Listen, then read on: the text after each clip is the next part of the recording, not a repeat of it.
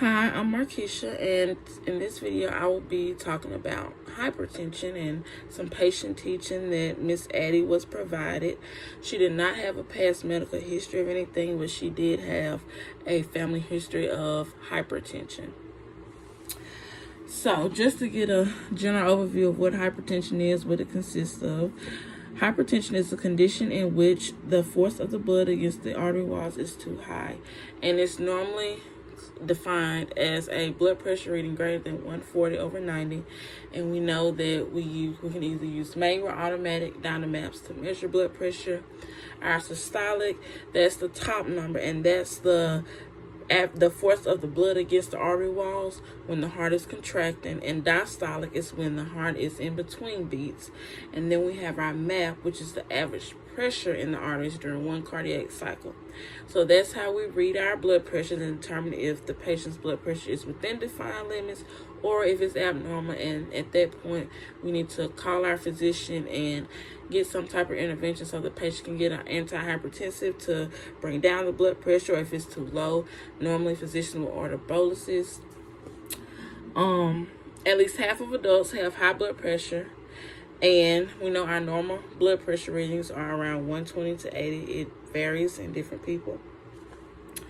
1 in 4 adults diagnosed with hypertension have it under control, and over 40 million have uncontrolled hypertension.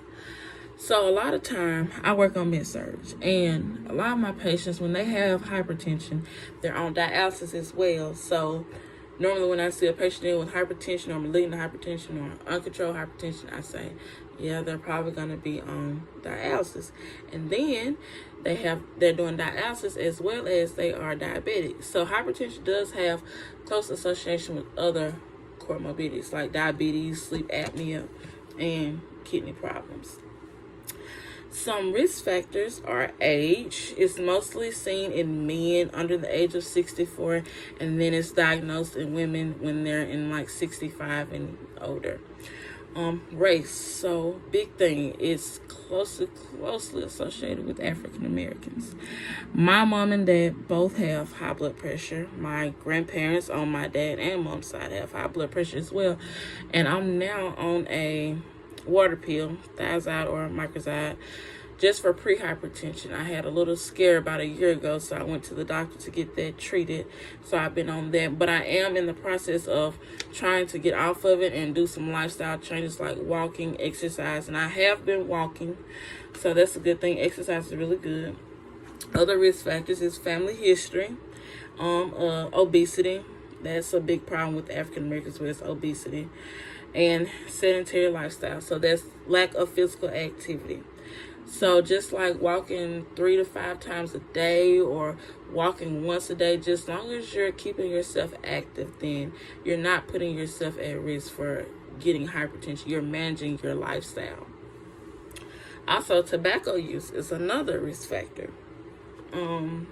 Excessive salt intake, that's a big thing. So some foods that are salt containing are shrimp, soup, ham, cottage cheese, salad dressing, pizza, sandwiches, broths, pork rinds, canned foods as well, sausages, all those smoked meats.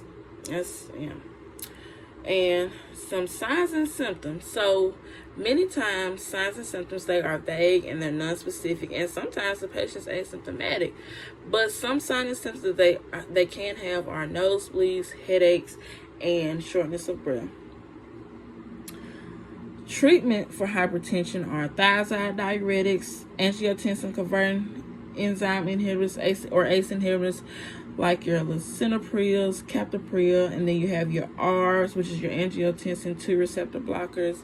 That would be Lozar, and some calcium channel blockers. That's your Norvasc or amlodipine and cardizone.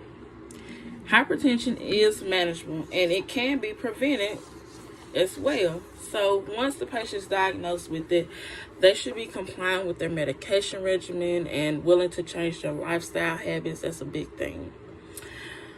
Prevention of high blood pressure is exercising, avoiding salty foods, like I said earlier, canned foods, hot dogs, smoked meat, seafood and ham. And ways to manage it is limiting salt in your diet, physical activity, eating healthy foods, limiting alcohol, not smoking, managing stress, and monitoring blood pressure at home.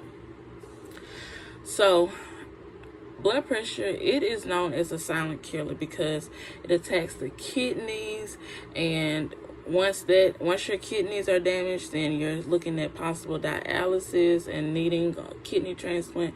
So just to prevent it, we all just need to be an encouragement to each other and limit our salt intake and make sure we're being compliant with what the doctor prescribes us, whether it's medication, lifestyle changes, whatever it is, we need to be compliant with it and willing to make a change.